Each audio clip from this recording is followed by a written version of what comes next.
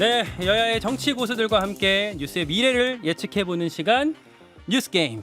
예측의 달인 여야 정치 고수 두 분과 함께합니다.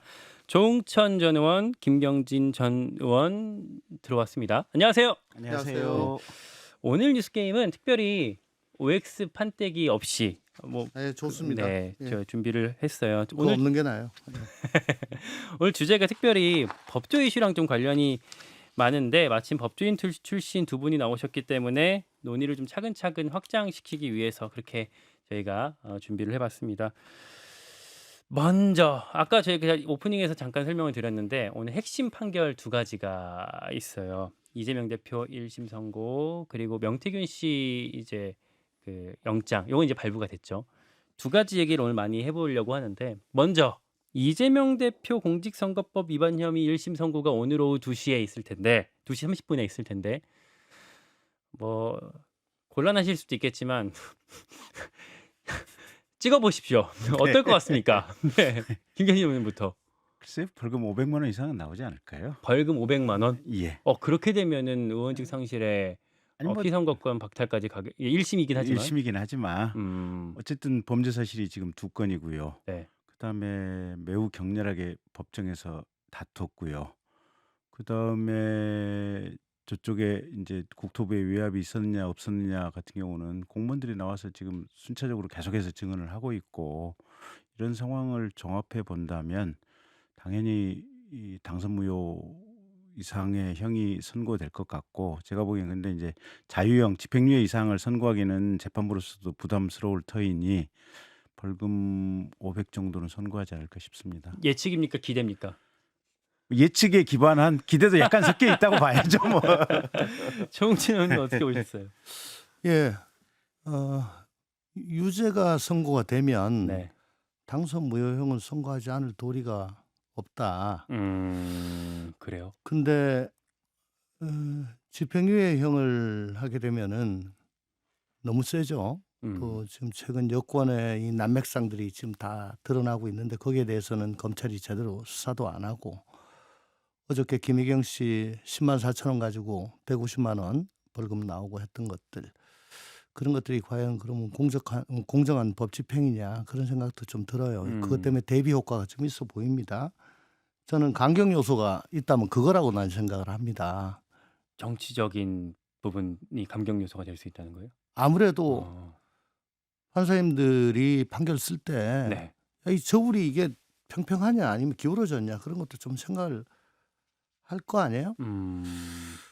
근데 유죄가 선고가 되면은 또 특히 저 집행유예 이상 가게 되면은 피선거권 박탈이 10년이에요. 5년이 아니라 그것도 10년까지 늘어나요. 예, 벌금은 500이고 네. 그러니까 또 너무 길고 뭐 그런 것도 있고.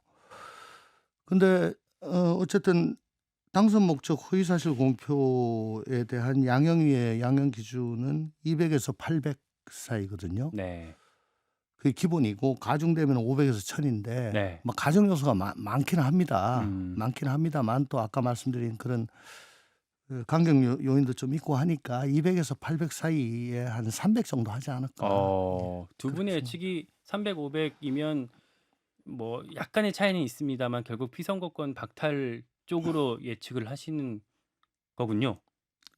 뭐 지금 양형 인자에 보면은 양형 기준에 보면 뭐 그렇게 판단할 수밖에 없지 않나. 무죄가 선고되지 않는 한은 사실은 유죄라고 인정이 되면 형량이 최소한 그 정도 안 나올 방법은 없는 것 같아요. 허위사실 공표가 굉장히 무서운 죄예요. 예.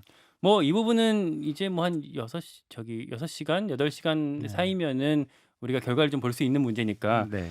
그 정도로 뭐 들어보고 파장이 사실 중요할 것 같습니다. 네. 이게 뭐 크게 세 가지잖아요. 무죄가 나거나 아니면 두 분 예측하신 것처럼 유죄일 경우에 피선거권 박탈의 수준에 해당하는 그 벌금 100만 원 이상이 되거나 아니면 100만 원 이하인 경우, 그러니까 피선거권 박탈까지는 되지 않는 경우, 요 세 가지로 크게 압축할 수 있을 것 같은데, 네. 만약에 100만 원 이상이 나올 경우, 두 분 예측한 것처럼 그런 경우, 그렇게 피선거권 박탈까지 5년 박탈까지 된 경우, 네. 그럴 경우에는 민주당과 이재명 대표의 어떤 정치적인 변화가 어떤 게 있겠습니까? 이건 정우영 의원님부터. 그렇죠? 네. 100만 원 이상이라도 이걸 어 집행유예형이냐 혹은 벌금형이냐로 좀 나눠봐야 될 것 같은데 네. 집행유예형이 선고가 될 것 같으면은 이게 제2심 3심 가서 무죄가 나오지 않는 한은 100만 원 밑으로 떨어질 일은 난망합니다. 거기다 음. 비선거권 박탈이 10년이고 그래서 사실상 정치 생명이 이제 완전히 날아가는 거죠. 그러면 아마 극한투쟁으로 갈 것 같습니다. 민주당은 네네. 지금 뭐 대통령 부부의 공천 개입 의혹이라든가 국정 난맥상 그 매주 말마다 집회를 하고 있는데 거기에 아마 진력을 하고 굉장히 장외투쟁 또 뭐 할 수 있는 모든 수단을 강구해서 조기 대선을 이끌어내려고 할 거예요. 왜냐하면 633에 의해 가지고 공직선거법을 예. 1년 안에 끝내야 된다는 거. 예. 예.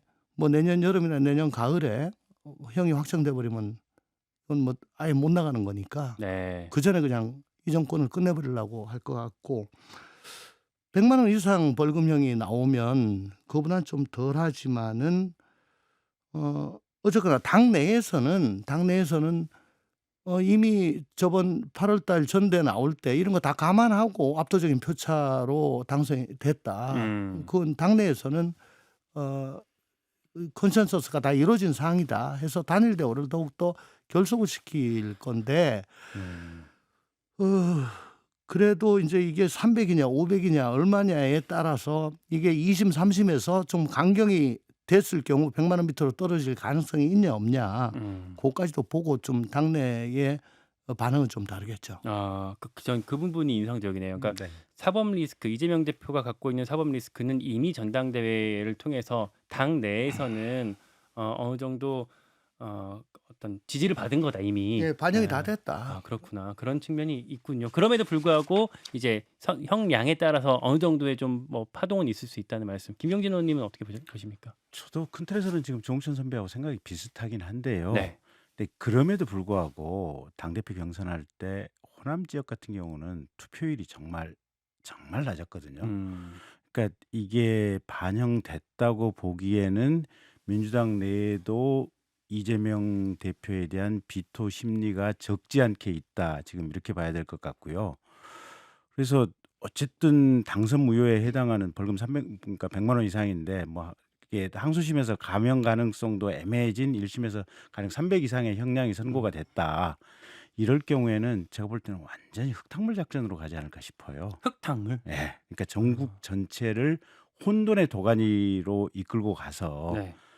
어떻게든 조기 대선을 치르려고 거기에 당력을 집중하지 않을까. 그래서 지금 이제 위증 교사 사건 곧바로 이제 판결 선고 예정돼 있지 않습니까? 그리고 나머지는 한동안 지금 좀 떨어져 있는데 나머지 사건들은 1심 진행 선고기일 안 잡히도록 최대한 막고 그러면서 윤석열 대통령에 대한 탄핵 분위기를 강하게 몰아붙이고 또 김건희 여사 문제에 대해서 계속해서 장외 집회를 하고 그러는 과정을 통해서 굉장히 혼란스럽게 만들어서 국민들의 피로도를 높이고 그러면서 여기서 급격한 어떤 뭔가 정치적인 반전을 최대한 이루어내려고 하지 않을까. 그렇게 예상이 되고 있습니다. 두 분의 예상이 좀 일치되는 측면이 있는 것 같은데 다만 우리 일부 인터뷰에서 그 탄핵의 정치학 저자 신간의 저자 네. 이철희 전 청와대 정무수석의 얘기는 탄핵을 만약에 한다고 했을 때 당이 너무 앞서가면 국민들의 지지를 좀 받기 어려울 수 있다라는 측면의 네. 얘기를 했는데 그 지점이 좀 부딪힐 수 있겠는데요. 그렇게 되면.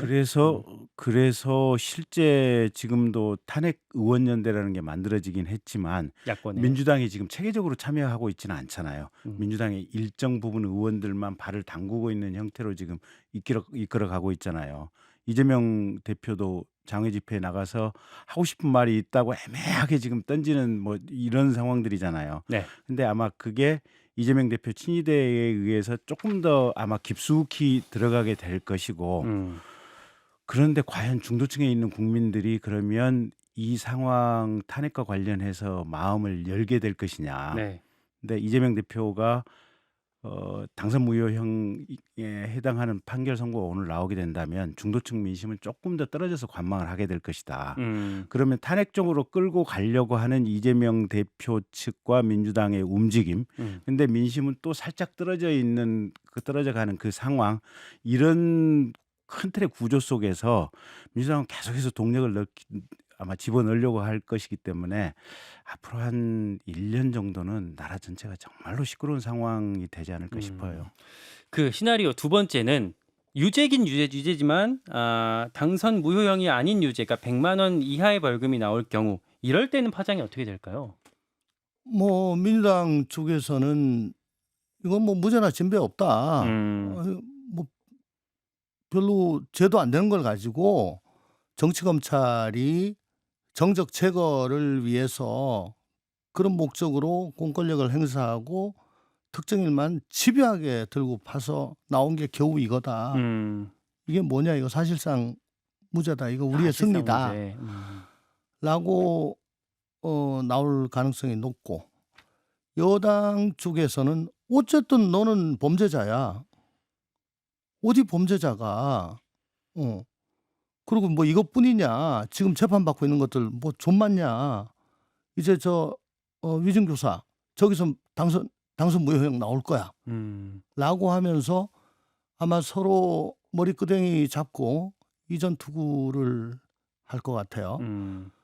이 경우에도 역시 뭐 무죄가 인정됐다는 점 때문에 중도층 포섭이 뭐 그렇게까지 쉽지는 않을 겁니다. 민주당 입장에서는.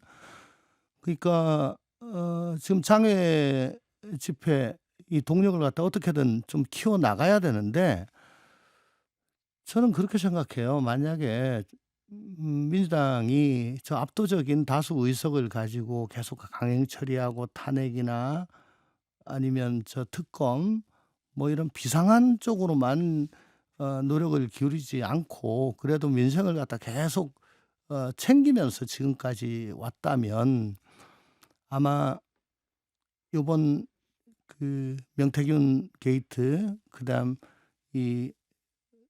선거법 위반 혹은 위증교사 이런 판결을 계기로 해가지고 이건 아니지 않느냐라고 민심이 들고 일어났을 개연성이 더 높다고 생각합니다. 그렇지만은 이미 그 대표를 갖다 2번씩이나 나오고 당원 당규 바꿔가지고 옛날에 기소만 해도 당직에서 다 물러나고 심지어는 의원직도 사퇴하고 그렇게 한 거를 뭐 지금 이렇게 뭐 끝까지 나는 무죄다라고 하고 있고, 요번에 당선 무효 나와도 대표는 계속 할 거거든요. 그러니까 그런 힘자랑, 일방적인 독주, 사당화 이런 것들을 너무나 많이 보여줬기 때문에 과연 이 무도한 정권, 무죄한 정권을 넘어뜨리고 탄핵을 한다 치자. 그러면 그 다음 정권은, 우리나라는, 내 삶은 이러한 데 대해서 답을 못 주고 있어요. 그래서 이건 별로 그렇게 불붙기가 힘들다. 그럼 이제 세 번째 시나리오, 만약에 아예 무죄가 나올 경우에는 그럼 아까 말씀하신 거에 반대로 이재명 대표는 뭐 중도 안정 이런 쪽으로 추구하게 될까요? 이게 그러니까 제가 이 순간에 이재명 대표의 머릿속으로 들어가서 한번 빙의가 돼서 추론을 해본다면 선택의 기로에 설 것 같아요. 선택의 기로. 이재명 대표는. 자, 무죄면 정치적인 동력을 얻는 거 아니에요. 정치 검찰, 무슨 검찰 독재 집단이 억울하게 나를 기소했다라고 밀어붙일 수 있는 정치적인 동력이 얻어지는 거 아니에요. 그러면 이게 대통령 지지도 낮고 김건희 여사에게 대한 반감이 심한 이 상황을 이용해서 아예 그냥 파도처럼 휩쓸고 가서 그냥 넘어뜨려 버리자. 이런 결단과 선택을 할 수 있는 일환이 하나가 있을 거고, 이 안은 어차피 분위기 좋은데 1년 반 있다가 지방선거 압승하고 그리고 나서 대통령 선거 압승하고, 지금 이 상황도 지금 사실은 뭐 내가 여의도의 밤에 여의도 대통령이라는 소리 듣고 있고 여기서 무죄까지 얻었으면 다른 사건 재판에도 분위기상의 영향도 갈 수 있을 것이고, 그러면 천천히 이 지금 정도 가해지는 압력만 적당히 주어가면서 그냥 시간표 순리대로 가자. 이 두 가지 옵션이 이재명 대표의 머릿속에서 있을 텐데 과연 어떤 선택을 할까? 둘 중에 뭐라고 저는 후자 쪽 선택을 할 것 같아요. 후자로 안정적으로 가자. 그러니까, 왜냐하면 이미 거의 이루어졌는데, 그러니까 길거리 뭐 이게 최근에 이재명 대표 행보를 보면 얼굴 표정을 보면 대통령이 거의 다 되셨잖아요, 보면. 표정 그래서 알겠습니다. 예. 후자 선택이 높아 보여요. 예, 민주당 상황에 대해서 그리고 이재명 대표 뭐 파장에 관련해서 질문드리고 싶은 게 더 많은데 네. 시간이 또 한정되어 있으니까 다음으로 넘어가고 혹시 있다가 시간이 가능하다면 그 질문 다시 드릴게요. 또 하나 주목할 만한 이슈. 밤사이에 오늘 새벽에 명태균 씨 그리고 김영선 전 의원이 구속이 됐습니다. 영장이 발부가 됐어요. 앞으로의 수사 방향. 그러니까 사실 영장에는 정치자금법 위반 혐의만 담겼기 때문에 네. 뭐 이를테면 윤석열 대통령 부부의 공천 개입이 있었느냐 없느냐 그 부분까지는 영장에는 안 담겼었는데 이 정치자금법 위반 혐의에 대한 구속영장이 나왔기 때문에 앞으로 수사 방향은 어디로 갈까가 좀 궁금하거든요. 조홍천 의원님 어떻게 보십니까? 음, 지금 명태균 씨 입을 통해 또 각종 매체의 보도를 통해 뭐 단독 뭐 그런 것들을 통해 가지고 또 매일 복수의 녹취가 지금 나오고 있고요. 네, 그렇게 된 게 벌써 한 달 넘었습니다. 맞아요. 예, 가랑비에 이제 옷이 완전히 흠뻑 젖었죠. 네, 그건 뭐 우산 하나로 덮을 수 없을 만큼 뭐 그 젖은 부위가 엄청 넓습니다. 근데 그중에 일부만 뭐 드라이로 말린다고 해서 이게 뭐 개운해지는 게 아니고 결국은 검찰이 자발적으로 하지 않으면은 떠밀려서라도 수사를 할 수밖에 없을 거고 검찰이 보기에 이거 계속 손바닥으로 하늘을 가리고 가기가 힘들다라고 생각하는 순간이 이제 얼마 지나지 않아 올 겁니다. 그때 검찰이 그러면 과연 그 비수를 이 정권의 뒤에 꽂을 것인가 하는 것인데 지금 이미 뭐 나온 게 너무 많아가지고 검찰로도 어쩔 수 없이 떠밀려 가야 될 것 같습니다. 그러니까 원래 이 사건이 창원지검 수사과에 그러니까 네. 이제 수사검사 없는 이제 네. 부서에 일종 경찰이죠, 그게. 그래요. 수사과는 이제 경찰 개념이죠. 아, 네, 검찰청 안에 있는 경찰. 그 수사과에서 네. 그냥 이렇게 묵혀두고 있었다가 네, 이번에 네. 중앙지검에서 파견 검사들 내려오고 부산지검에서는 아예 차장 검사까지 가서 이제 확 이제 강화가 됐는데 네. 이 말씀하신 것처럼 이 수사팀 전담 수사팀이 네. 정권의 뭐 폐부까지 찌를 수 있을지. 아니 그 정권의 폐부를 찌른다 안 찌른다 뭐 이런 부분은 의도고 일종의 이제 파급 효과고요. 예. 검사들도 기본적으로 공직자 아닙니까? 음. 공무원들이 눈앞에 업무나 어떤 해야 될 일이 주어져 있는데 그걸 안 할 방법은 없어요. 그래서 지금 수사를 하고 있는 영장에 적시된 사건은 당연히 해야 되는 거고 거기에 덧붙여서 아마 추가 고발장들이라든 이런 것들이 아마 이미 들어와 있지 않을까 싶어요, 보면. 뭐 시민단체라든지 어딘가를 통해서라도. 그러면 그 부분에 대해서 검찰이 사실관계 진입 파악 조사를 안 할 방법은 없겠죠. 어떤 식으로든지 결론이 나겠죠. 근데 이제 다만 이제 저는 아까 종천 선배님 말씀하신 거하고 조금 약간 좀 더 주목해야 될 부분이 뭐냐면 네. 그 대통령은 지금 정무직 공직자잖아요, 보면. 네. 공직선거법에 의하면 일단 선거 중립 의무가 있긴 하지만 또 이게 정치인으로서 선거운동을 할 수도 있다고는 허용 조항도 있거든요, 보면. 이 부분이 이제 과거에 헌법재판소에서 일정하게 정리가 되긴 됐었는데 명확하게 지금 법상으로 정리가 된 건 아니에요. 그다음에 대통령이 뭐 누구에 대해서 공천이 됐으면 좋겠다라고 하는 바람을 표시하는 것이 이게 정당인이고 정치인으로서 이게 법률 위반 사항인가 이런 부분들은 사실은 저는 그렇게 명확하다고 보지는 않아요. 그래서 그런 부분과 관련한 아마 체계적인 법리 해석이 이번에 좀 뭐 검찰이 할 수밖에 없지 않을까. 그래서 그 부분이 제일 중요한 대목 아닌가 싶어요. 또 하나 최근의 흐름 중에 하나가 보도가 이제 그쪽으로 흘러가면서 개혁신당의 이준석 의원, 근데 당시에 이제 국민의힘 대표였잖아요. 이준석 의원을 향한 보도들이 좀 있었고 어제는 이제 되게 주목해서 보이는 지점 중에 하나가 이준석 의원이 공항에 들어와서 이제 오히려 좀 반격하는 측면의 얘기를 하기 시작했어요. 이 측면은 어떻게 좀 굴러갈 거라고 전망을 하십니까, 종천 의원님? 그 5월 9일 날 그 녹취 나오기 전에 이준석 대표와 명태균 씨 사이에 뭐 메시지가 있었고 뭐 그런 이제 뉴스가 얼마 전에 며칠 전에 나왔잖아요. 그 출처를 보니까 검찰에 의하면이라고 나와 있어요. 네. 그리고 그 다음 날 그 명태균 씨 변호인 김소연 변호사가 SNS에 악의 축이다 이준석이라고 하면서 그 내용까지 다 했죠. 그러니까 이게 사실 그 구속을 앞둔 그 피의자의 변호인이 막 자꾸 키워요. 뭐 여기도 저기도 막 키워요. 그래가지고 결국 저 명태균 씨는 뭐 기왕에 뭐 구속될 걸로 예상이 됐었지만 이건 도대체 자기 의뢰인을 보호를 하고자 하는 건지 혹은 자기의 평소에 어떤 그 사적 감정을 해소를 하고자 하는 건지 그 구분이 잘 안 가요. 그 굉장히 뭐 엄청 말씀을 많이 하시고 모두 많이 올리시고 그러니까 자기 의뢰인 보호라는 그 통상의 변호사의 소명에는 별로 관심이 없는 것 같아요. 이것도 제가 보기에는 검찰에서 흘러나오는데 흘러나오려면 검사가 하거나 피의자가 하거나 변호인이 하거나 셋 중에 하나인데 둘은 아닌 것 같고 변호인인 것 같은데 이제 이렇게 해가지고 시선을 좀 돌린다 쳐요. 그렇지만 본류는 윤석열 대통령 부부입니다. 뭐 윤석열을 해라 이준석을 해라 원래대로라면은 대통령 부부에 대한 수사를 직접 해가지고 거기서 증거를 뽑는 게 제일 빠르겠죠. 뭐 그러니까 이런 식으로 하면은 계속 커질 수밖에 없다. 야, 또 질문 드리고 싶은 게 너무 많은데 시간이 또 벌써 왔어요. 반도 못했네. 남은 부분들 혹시 이따 미니 댓글쇼 통해서 잠깐 할 수 있겠죠? 예, 잠깐만 이따 끝나고 나누도록 하고요. 네, 오늘 두 분 인터뷰는 여기까지 하겠습니다. 개혁신당의 조응천 총괄 뭡니까? 네, 총괄 특보단장 그리고 김경진 전 의원이었습니다. 고맙습니다. 네, 라디오 본방송 마쳤고요. 명태균 씨 사건이 이제 이준석 의원한테를 좀 불똥이 튀고 있었던 상황.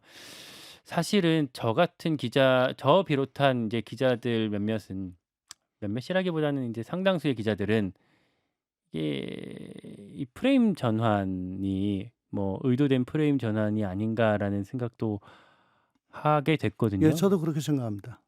어떻게 좀 흘러갔다고 좀 보세요, 이게. 누가 봐도 이거는 뭐 대통령 당선인의 공천 관여 개입 뭐 이게 주된 거잖아요. 그보다 더 큰 거는 비단 대통령 혹은 대통령 당선인이 아니라 선출되지 아니한 그 대통령의 배우자가 여러 비선 조직을 통해서 혹은 대통령을 통해서 그 의도를 실현시키고 그게 뭐 공천뿐만 아니고 국정 전반에 어떤 영향을 미친 거 아니냐라고 하는 의혹, 의구심 이게 지금 이 명태균 게이트의 본질이라고 저는 생각을 하거든요. 그러니까 주류는 그건데 그쪽으로 이제 계속 가고 있고 명태균 씨 또한 그동안에 자기 나름의 방어를 하느라고 뭐 문자도 막 노출을 하고 또 말도 함부로 하고 뭐 큰 거 터뜨릴 것처럼 그렇게 위협도 하고 근데 그게 지금 자기 발목을 잡아버렸잖아요. 증거인멸의 우려로 지금 잡아버린 상황입니다.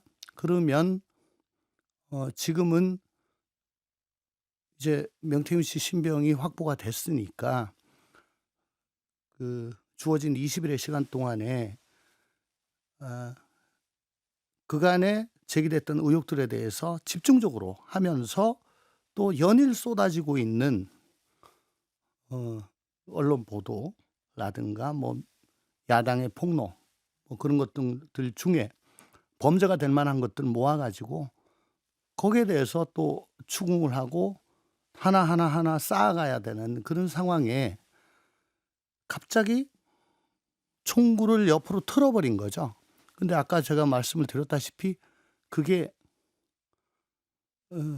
다른 것도 아니고 명태균 씨의 변호인에 의해 가지고 이게 바뀐 걸로 보여지는데 그게 제가 제일 좀 놀란 지점이었어요. 그러니까 그 명태균 씨 변호인이 김소연 네. 변호사라고 사실은 예전부터 이준석 저격수 뭐 이런 활동을 했던 네. 사람인 거잖아요. 근데 어쨌든 그 김소연 변호사를 고용한 사람은 의뢰한 사람은 명태균 근데 뭐 씨인데. 무료 변론이라고 그래요. 예. 네. 그러니까 하겠다 그러니까 또 뭐 스피커도 크고 음. 뭐 파이팅도 있고 하니까 했는 것 같은데 의도가 과연 의뢰인을 보호하는 건지 혹은 특정인을 뭐 공경에 빠뜨리게 하는 건지 혹은 대통령 내외를 보호하는 건지 그걸 헷갈리게 만들 정도로 지금 막 그 제일 많이 말을 하고 있는 것 근데 같아요. 명태균 씨 입장에서는 이준석 의원과의 어떤 관계도 있을 거고 음. 그런데 그 이준석을 세게 비판해왔던 사람을 아무리 무료 변론이라고 하더라도 음. 이렇게 픽한다라는 게 저는 선뜻 납득이 잘 안 가더라고요. 글쎄 말입니다. 음. 그러니까 이제는 형사사법 절차로 들어갔잖아요. 네. 그러면 판사나 검사나 다 법조인이고 법조인의 기본적인 속성은 외부적인 요인에 의해서 자기의 수사가 자기의 재판이 영향을 받는 걸 굉장히 본능적으로 싫어해요. 그리고 쓸데없는 구설수에 올라가지고 그거 해명하느라고 진을 빼는 거 제일 싫어합니다. 근데 지금 그런 상황이 돼버렸잖아요. 어쨌거나 이준석 대표는 대선 승리 직후부터 윤석열 대통령과 사이가 별로 그렇게 좋지 못했고 제 기억으로는 취임 이전 4월 말경부터 이미 국민의힘의 윤리심판원은 윤리위원회. 민주당이고 윤리위원회, 윤리위원회에 1차 뭐 제소가 되고 뭐 4월 말부터 그런 상황에 지금 이 공천이 같이 돌아갔던 거거든요. 네. 그것까지 오버랩 시켜서 본다면 뭐 통상의 대표가 전국 단위 선거 혹은 재보궐을 앞두고 자기 권한을 행사할 수 있는 것과 딱 지금 정말 가장 센 대통령 당선인과 척을 지고 혹은 대통령 당선인이 적이는 아니야라고 X자를 그었던 그걸 당내에서 누구나 다 알고 있는 그런 대표가 그 입지가 어땠겠느냐. 그냥 통상의 대표로 생각을 하면 안 된다. 뭐 그런 생각이 있습니다. 놀랬던 것 중에 하나는 어쨌든 이준석 대표가 들어왔을 때 새벽에 인천공항에 들어왔을 때 뭐랄까 좀 이제 반격으로 저는 이해를 하고 있거든요. 갑자기 이제 대뜸 당시 이제 윤석열 대통령이 이제 다른 공천에도 개입했던 정황 같은 것들을 이제 살짝 내비치면서 얘기를 하는데 어떤 의도가 이준석 대표는 갖고 있었을까? 결국 그래 봐야 네. 뭐 김소연 변호사나 뭐 이런 식으로 자꾸 폭로를 해 봐야 네. 이거는 윤석열 대통령이나 김건희 여사한테 짐만 더 늘어날 뿐이다. 그래 한번 해보자 그러면. 그리고 정 안 된다면 나 흑화할 수도 있다. 흑화할 수 있다. 그러니까 어떻게 흑화 한번 해볼까? 명태균 씨랑 좀 비슷한 전략 아닙니까? 뭐 결과적으로 그렇게 되는데 명태균 씨는 뭐 평소에 무척 뭐 떠버리고 했던 것들이 다 지금 와가지고 그 각종 증거로 남아서 자기를 찌르고 있는 거고요. 윤석 대표는 아까도 말씀드렸다시피 당시에 이미 용산이 거의 파문을 하려고 결심을 했던 그런 상황인데 그래도 나는 어떻게든 대표로서 권한을 최소화하고 공관위에다가 다 일임을 하고 자기는 절차상 문제만 없으면은 그냥 형식적으로 직인 찍고 하는 뭐 그런 거 정도였는데 왜 나를 물고 들어가니? 왜 시선을 돌리고 물을 흐리니? 그건 아니지 않나. 뭐 이런 얘기인 것 같아요. 거기에 대한 이제 뭐 검찰이나 아니면 이제 언론 그리고 이제 어쨌든 이준석 대표와 대척점에 있는 쪽에서 이제 또 어떻게 반응할지를 좀 봐야 될 것 같고. 네. 아까 우리 이재명 대표 민주당 얘기도 하다가 다 못했었는데 네. 저는 어제 사실 제일 이제 기자들이랑 이제 걸어가면서 봤는데 깜짝 놀랐던 게 이재명 대표 페이스북이었어요. 아, 혹시 준비가 돼 있나요? 어제 김혜경 여사 선고가 있기 전에 미안하다, 사랑한다. 미안하다. 그런 미사네. 그렇죠. 이제 선고가 있기 전에 미안하다, 혜경아 사랑한다, 뭐 이런 표현을 이 페이스북에 썼다라는 건 사실 이제 정말 그냥 옆 사람한테 보여주기 위한 게 아니라 결국에는 정치인의 모든 말은 다 의도가 있을 텐데 음. 또 어떤 의도로 저 페이스북 글을 작성했다라고 보세요? 어쨌든 저 내용은 뭐 본심이었다고 저는 봅니다. 네. 예. 같이 대선을 경쟁했는데 승리한 쪽의 아내는 저 수많은 그 단서, 뭐 의혹, 뭐 연일 터지는 뭐 물증에도 불구하고 뭐 정말 황제 조사 딱 한 번 받고 서면 조사 2번 받고 그리고서는 더 이상 외부 활동 당분간 안 할게로 퉁치고 지금 넘어가는 그런 상황에서 패배자의 아내라고 이건 조류 돌림 당하고 돈도 10만 4천 원밖에 안 되는데 이걸 가지고 이렇게까지 할 필요 있냐. 정말 미안하다. 그리고 나 때문에 이렇게 됐는데 내 참 사랑한다. 이해가 돼요. 되는데 다만 이제 앵커께서 물은 거는 이게 어떤 의도냐. 글쎄요. 누구 보라고 쓴 제가 걸까요? 어제 그 보면서 네. 우리 아내한테 글쎄 내가 당신 얼굴 보면서 얘기하면 좀 닭살은 돋겠지만 그래도 내가 당신한테 하는 얘기인데 이걸 페북에 올리는 거 어떻게 생각해? 그러니까 뭔 짓거리야. 그러니까 아내한테 하는 얘기를 페북에 네. 올렸다는 거는 네. 이제 지지자들 봐라. 지지자들 향해서 지지자를 봐라. 그리고 일반 국민들도 좀 보고 네. 이게 지금 얼마나 기울어진 운동장인지 지금 이게 단순히 뭐 재판받으러 나가는 게 문제가 아니고 이 자체가 얼마나 기울어진 건지 좀 보십시오. 대선 한번 졌다고 패배자라고 이렇게까지 차별 대우를 하고 있습니다. 근데 저는 또 개인적으로 어제 이걸 보면서 미안하다, 사랑한다라고 했는데 작년 연말서부터 올 뭐 3월까지 사실은 체포동의안 가결되고 영장 기각되고 난 이후부터 작년 10월부터 뭐 고름은 살이 될 수 없다라고 하면서 체포동의안 가결했던 사람들에는 색출 작업, 뭐 수박 깨기, 뭐 그런 것들이 진행이 됐고 22대 총선 공천 과정에서 비명들이 하나 남김없이 다 학살이 됐죠. 예, 전부 다 행사했습니다.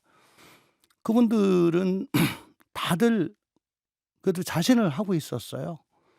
의정 활동도 잘했고 그리고 지역구도 탄탄히 했고 몇 번 확인을 해봐도 그 어떤 방법으로 하든 경선은 내가 이긴다는 생각이 있어가지고 끝까지 민주당에 남아서 경선에 참여를 했는데 맞춤형으로 각 지역구마다 그 비명들이 공천되지 않게 그렇게 설계가 됐다고들 얘기를 하더라고요.